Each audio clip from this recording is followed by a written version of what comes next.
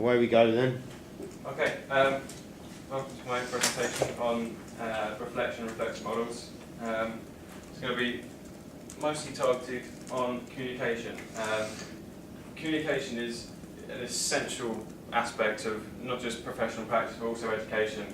In a professional environment, the ability to successfully convey instructions, be it verbally or written or visually, with actions and stuff, is pivotal, because if communication is good in the workplace, then people know their roles, so they are able to work more efficiently and faster, which means that overall the product which you want to create, if we say it's a video production, the final product is going to be of a much higher quality.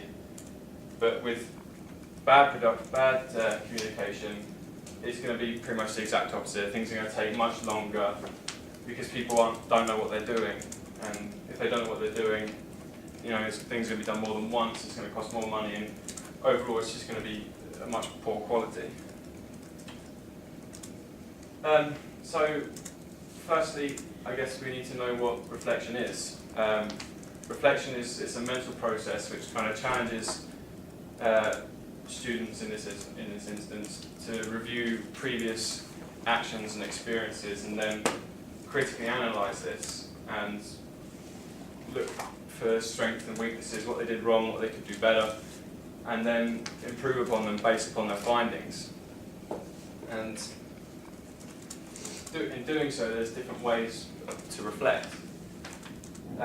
One way is with peer feedback, which is really beneficial for students because it offers a different perspective from people who work in the same environment. Because in the creative environment, everyone has different styles and different backgrounds, so to gain a different perspective from a peer, and they can offer different ideas which you may not consider yourself. Questionnaires, again, they're fantastic because you can reach a much wider audience. I mean, you could, if you wanted, for example, feedback on a video, you can send that video with a questionnaire, and that online you can reach a huge audience and get huge quantitative feedback on that piece of work. But for me personally, self-reflection, reflective models are, I find, the easiest way to reflect and the most beneficial way to reflect. And the three which I've narrowed down, considering using for my own reflection, is Kolb's reflective model, Gibbs, and Borton's reflective cycle, which I'll talk about in a minute. But first is my personal experience, which I'll be reflecting upon. This happened in the Stone Pillow video, and what I was struggling with was the director and actor relationship. The main problem was that I was struggling to communicate my vision to the actor and what I want his character to achieve. This meant that we were wasting a lot of time because we had to redo shots and redo takes because he wasn't certain on what feelings he needed to be portraying because I hadn't explained it. And this caused a lot of frustration, not only on my part because it wasn't achieving what I wanted to achieve, but also on the actor's part because he wasn't certain on what he had to be doing, and then having me keep telling him he was doing it wrong was causing frustration from him, and it was a vicious cycle. So to reflect upon it, three models that I've got. Borton's is too vague. I think it's with 3 points: what, so what, and now what. It's quite broad, and it's not really. I don't think it's suited so much to quite a specific subject as this.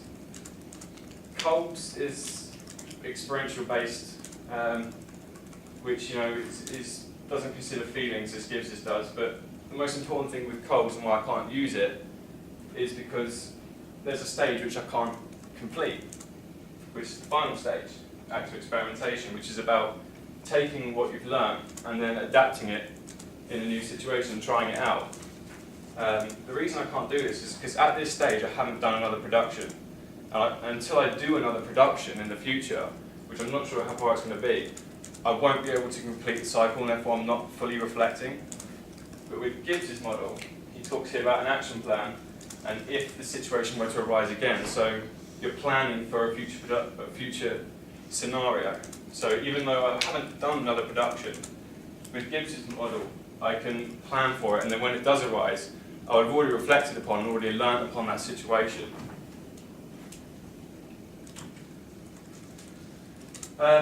So to understand where I went wrong in my own production, I had to look and see how the actor-director relationship is carried out in professional practice. Essentially, the director's role in this relationship is to help the actor understand just the script, the character's actions. He needs to walk through the whole film, the whole production, everything to do with his character with the actor so he understands what he's doing. Because I didn't do that and I didn't have the time to walk through with my, or I didn't allow for the time to walk through with my actor, you know, and help him understand the script and the actions and the intentions. You know, this meant that he didn't understand the protagonist's role. I also read that there has to be a trust between the director and the actor. The actor has to trust the director in what he's trying to get him to do, and the director there has to trust the actor to, you know, help reflect his vision. I think the trust was probably lost in my own production because things kept going wrong, and I think my actor, even though I knew what my vision was and how I wanted to be portrayed, because I couldn't communicate that over to the actor, he therefore didn't trust me. And it's important to know why I need to reflect on it, because I want to do future productions. I need to be working with actors more, and if I can't communicate the instructions over to them, you know, acting is such a big key role in video production, especially, you know, fictional things, because even a great script can be ruined by poor acting, and poor acting is often the result of poor direction.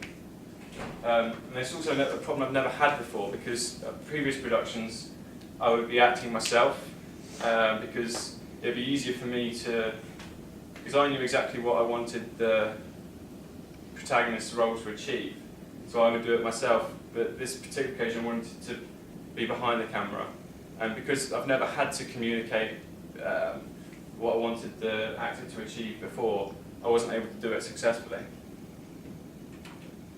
And that's just... Oh, just yeah, further. I did have more, but I had a syncing problem this morning. I had a list of websites, but... Let's hope there's a wider yes, range of research. Expand beyond that, otherwise, yeah. Let's open it to the floor then. I have one particular aspect that I need to bring up, but I want to open it to the floor. Anyone got any comments that might help Simon maybe achieve some of those improvements that he's talking about? I've got lots of points. I think it was really, really interesting to consider communication from a nice wider perspective that includes things like trust and empathy, and you could tell that where the reading came in, because you've looked at single camera production literature and gone, right, communication isn't just telling and like not being able to visualize this thing. It's also about, do they trust you? Are they going to listen to you? Those kind of things. So for me that was really strong. I'm wondering what you feel about, because you were talking about very immediate communication that was on set, on location, there and then. Do you think some of those things could have been resolved by meeting beforehand, going through scripts and that kind of pre-production sense? That came up when I researched in professional practice. That came up where it wasn't something that the director would talk to with the actor on day. The whole time leading up to, from the script reading to the production, that would be the time for the actor to study his character and research into kind of that kind of background. Do you think it's always about work, the relationship that the director has with the actor and that communication, or do you think that you could do other things to build that trust? How do you mean? Like socially? Yeah. Possibly. I mean, it was extracurricular activity. If you go into a drama class, the first thing they do is they do stupid, like let's all be trees, just to get people like loose and free and relaxed. Because when you're off guard, you're going to be more empathic. I mean, to the situation. It was quite easy for me in that sense, because the guy who was my actor, I've known him since I was about 3 years old. So that helps. Yeah. But that can also be a hindrance. It was. It's problem is because when you know someone that long, you're not afraid to tell them the truth, if you know what I mean, and that's where a lot of the frustrations came in. There's something I want to bring up about just going back to this idea of vision. Okay, and there's something that I would strongly recommend that you do when you start talking about trying to get the actor to see what you see. Yeah. Okay. You probably remember me talking about hermeneutics. Yes, roughly. Okay. Edmund Husserl came up with this idea of phenomenology. We have a window that we individually look through, and that is how we perceive the world. Now, in some way, you could really, in your report, start to explore the sharing of hermeneutic windows between the protagonist and the director. And I'm sure, in fact, I'm 100% sure, if you can't find anything, I won't believe you. Right, on hermeneutics to do with drama, acting, and representation of what the actors are trying to portray. I mean, when we worked with the actors in the previous work, the guy who we spoke to said that it's going to be difficult and near impossible for you to, because it's your vision, but everyone's going to interpret it differently. Yes. So you're never going to get your actor to exactly 100% replicate what you have in your mind. They'll do it in their own way and how they interpret what you're telling them. That is the crux of phenomenology. That's what that's all about. I think what Simon's saying is that the characterization that you want the actor to perform is not even your hermeneutic window. It's the character's. Yeah. Do you see what I mean? So it's not even your vision. That actor will not perform in the same way that you would in that situation, should it be real. It gets quite interesting. It's very interesting. I mean, I would strongly recommend that you look at Husserlian understanding of phenomenology. I always refer to the book Interpreting Music, because the first chapter is just about phenomenology, not about music, about how each individual perceives the world. And I think that would be a good, and it's fairly straightforward. It's not heavy reading, and it's quite a short. It's not even a chapter. It's like a pre-chapter, like an introduction. Okay. So I would strongly recommend you read that, because there's stuff that you can take from that would relate to how people interpret the world and how you see in your mind's eye, if you like, that scene to be, and how the actor sees the scene. There's also a lot of information about method acting as well, where people become the character. Yeah, Dustin Hoffman, I'm sure. Dustin Hoffman, Robert De Niro, Al Pacino. They actually spend 6 months being homeless, or being in the guise of the character, so they fully understand that hermeneutic window that the character is in. Does that make sense? Yep. A lot of the frustration when you watch a film, or a lot of the tension built when you watch a film, is because the character on screen doesn't do what you anticipate them doing. And really good, Catherine Bigelow is the perfect director. You've seen Hurt Locker. She's the perfect director to demonstrate that the actor on screen continually just doesn't do what you expect them to do. Yeah. And I just watched Flight last night with Denzel Washington. Yes. And it was the same situation. I won't give you the ending away, but I was just like, I cannot believe you've done that. But I still believe the film. Yeah.